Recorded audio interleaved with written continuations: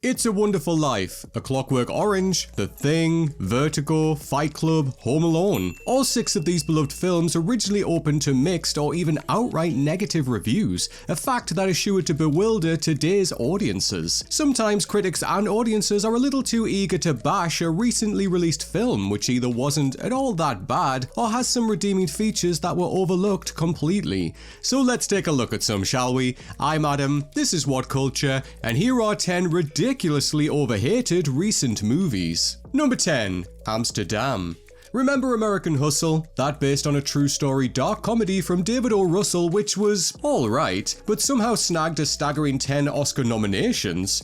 If you don't remember it, that's not exactly surprising. After all, it won absolutely nothing at the Oscars. However, David O. Russell's latest movie Amsterdam feels very similar to American Hustle in many ways. Just like that movie, Amsterdam's a dark comedy based loosely on fact, and just like American Hustle, it's a perfectly okay movie with great acting and assured directing compensating for a wildly hit or miss screenplay. Therefore, it's pretty puzzling that American Hustle received such acclaim, at the time anyhow, while Amsterdam received largely negative reviews from critics. It's a decently entertaining, often enjoyable, twisty affair that deserves to be remembered as a decent effort and a mixed bag of a film, rather than the outright failure many accused it of being. Number 9. Shazam! Fury of the Gods. It's interesting to compare Shazam! Fury of the Gods and its critical reception to various other relatively recent superhero movies, specifically Ant-Man and the Wasp, Captain Marvel, Black Widow, Doctor Strange in the Multiverse of Madness, Thor: Love and Thunder, and The Flash. Shazam 2 should sit comfortably amongst all 6 of those superhero flicks,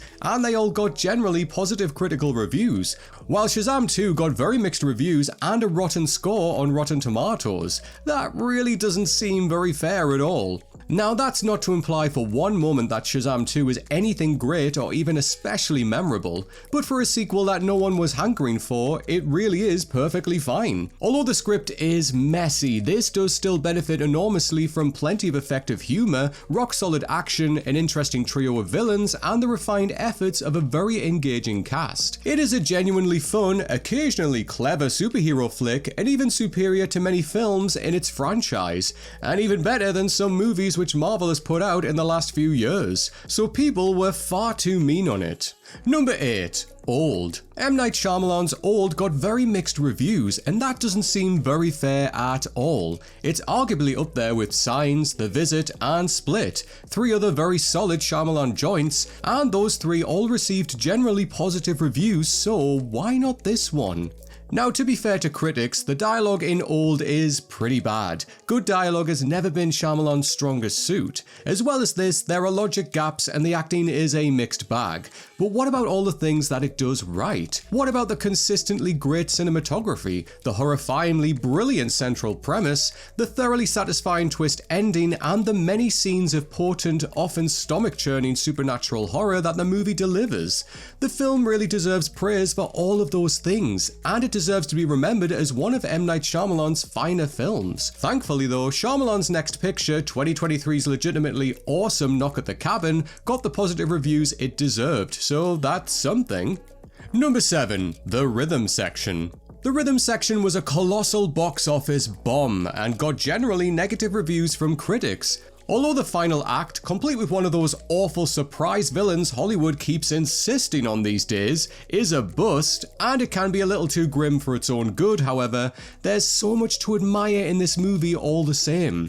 It stands out among other assassin thrillers by featuring a trainee assassin who's actually quite incompetent, and this keeps the film down to earth and believable. Tone-wise, it's generally a soulful and refreshingly understated affair that does get quite moving at times, and also features some rock-solid thrills, especially a memorable one-shot car chase in the second act. Factor in the impressive performances from Blake Lively, who does a surprisingly convincing British accent, Jude Law and Sterling K. Brown, and you've got an overall effective thriller that's so much better than most of the rubbish which studios dump into cinemas every January. It really doesn't deserve all the hate. Number 6. The Kingsman. After the bitterly disappointing Kingsman: The Golden Circle, The Kingsman was honestly a return to form for the series. It's another stylish, gleeful, and gloriously badass action flick that's filled with wonderful visuals and delightful fight scenes, and Ralph Fiennes is absolutely terrific in the lead role. All that being said, what's even more admirable about The Kingsman is how downright audacious it is. It's full of unexpected twists and goes into surprisingly dark territory multiple times.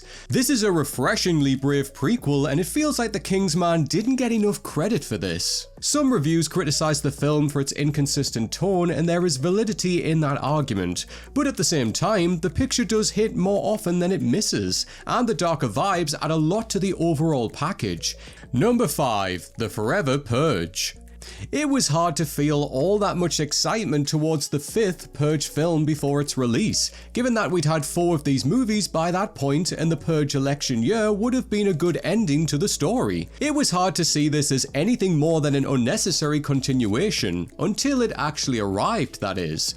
The movie has the great premise of a continuous nationwide purge that spreads all across the United States and sends the country into anarchy. This was exactly the right way for the franchise's core narrative to evolve. This sequel does actually manage to justify its own existence. The stakes never stop rising, the pace never lets up, and it also has a cast of characters who are easy to root for, which is always important. Number 4. Halloween Kills and Halloween Ends. Firstly, on an artistic level, these movies get a hell of a lot right. David Gordon Green does a competent job as director, the cast consistently deliver compelling, committed performances, and John Carpenter's musical score is to die for.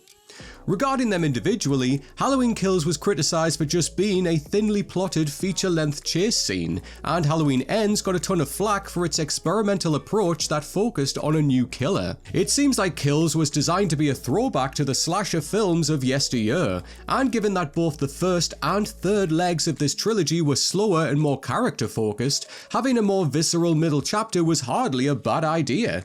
If you look at Kills as a bare-bones slasher thriller, then it's honestly a thoroughly entertaining horror flick filled with intense set pieces. As for Ends, that movie actually had some interesting ideas. The execution was hit or miss, but some of the material landed, and if nothing else, at least the film finally provided a definitive ending to the story of Michael Myers. Number 3. Spiral from the Book of Saw. Spiral from the Book of Saw got an overly harsh response not just from critics, but also from fans of the series. Fans might have been alienated by the way this installment was so disconnected from the main narrative of the series, which is understandable to an extent, but any film should be judged fairly as an overall package. If you do that with Spiral, there's lots to like. It's a brutally intense cinematic bloodbath filled with potent horror scenes and harrowing displays of karma, and it'll have viewers the world over watching through their fingers. It's still just as shocking and gloriously messed up as the franchise's best installments. Furthermore, although the pacing is too quick and the final twist is so obvious it isn't even funny, the film's strong cast, led by Chris Rock, who plays against type rather well, stylish visuals, and well-written dialogue more than compensates for these shortcomings. Overall, this is an absolutely rock-solid murder mystery, and certainly not the bad movie many accused it of being. Number 2. Bullet Train. Despite being one of the most inventive, dynamic, and idiosyncratic Hollywood action films in recent memory, this somehow only earned mixed reviews from critics. While Bullet Train can be messy and is far from perfect, it is a very impressive and infectiously fun movie on the whole. Stylishly directed by David Leitch and beautifully performed by a killer cast, Bullet Train delivers big laughs and deliriously entertaining fight scenes all the way through. But what makes this movie really stand out is how bold it is. It's R-rated, it has a complicated non-linear story, and is constantly going off in unexpected directions. It's a gloriously insane swing for the fences, and while not all of it works, plenty of it does, and it was so refreshing to see a Hollywood blockbuster that took so many risks and had so much personality. Its Rotten Tomatoes score of 54% was completely unjustified. If nothing else, we can all agree that Brian Tyree Henry's Thomas the Tank Engine references were the best bits of the film dialogue, right? Number 1. Mulan 2020. Mulan is quite possibly the most unfairly hated Hollywood blockbuster of the decade so far.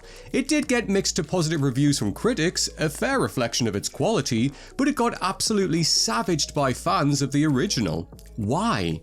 Well, to call Mulan a remake of the beloved 1998 animation is pretty misleading, as this film almost entirely deviates from it.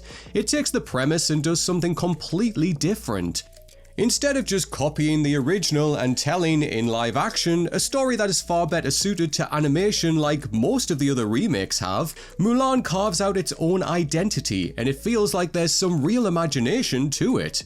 It's hard to imagine anyone denying that the animated film is superior in most ways, but Mulan is still an absolutely solid movie on the whole. The script is hit or miss, but the skilled cast, beautiful visuals, and thrilling action makes this a thoroughly entertaining martial arts action flick that also has some very heartfelt moments up its sleeve. The film does deserve criticism for its cultural inaccuracies, but to attack it for being so different from the original is completely ridiculous. It was clearly designed as a reimagining, not a straight retelling.